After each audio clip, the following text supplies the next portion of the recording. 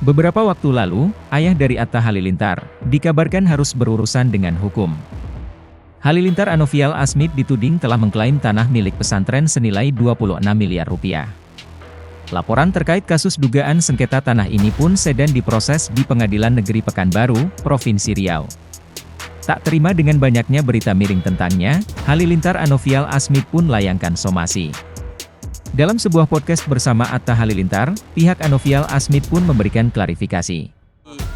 Ini sangat sedih sebetulnya Bang, sekaligus juga kita prihatin gitu ya, karena berita ini sangat masif, kemudian juga kita selaku keluarga sangat dirugikan, terutama ayah Bang Atta, Abi Halilintar gitu ya, karena media begitu sangat gencar menggiring opini, menggiring narasi negatif gitu ya, bahwa Pak Halilintar merampas aset pondok pesantren gitu.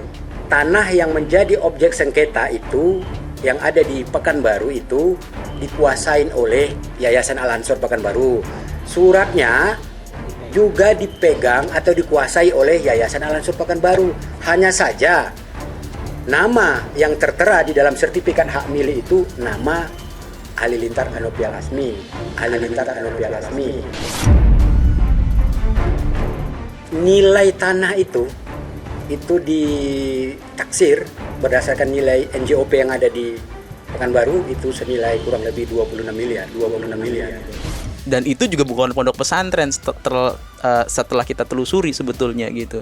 Itu adalah sebuah yayasan yang memang nggak tahu nih ini disebutnya kelompok ataukah oknum yayasan gitu ya.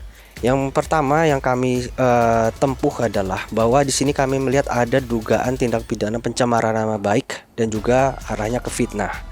Jadi kami akan melayangkan somasi kepada pihak-pihak yang oknum yang bersangkutan untuk melakukan klarifikasi dan permintaan maaf kepada klien kami. Karena kalau tidak itu akan berkonsekuensi kepada hukum. Waktu itu kami melihat beberapa sikap dan tindakan beliau ini tidak mencerminkan pribadi seorang muslim lagi, karena banyak dibuat terutama dalam soal pengelolaan keuangan yayasan, banyak yang hard sepatunya masuk ke dalam rekening ataupun yayasan bunga kan, keuangan yayasan, tapi dialihkan ke rekening pribadi bunga. Itu ya mungkin di atas 2-3 M juga. Ini tuduhan juga nih ya. Jadi ya. itu kan kita dapatkan pada saat press conference dari pihak mereka kemarin, dan menyatakan klien kami Pak Ali kan tidak cakap ya, tidak cakap dalam mengurus yayasan. Katanya ada berita juga nih, ini kan agak nggak enak juga ya, katanya ada uang yayasan sebesar lebih dari 2M masuk ke rekening Pak Halilintar dari tahun ke tahun katanya.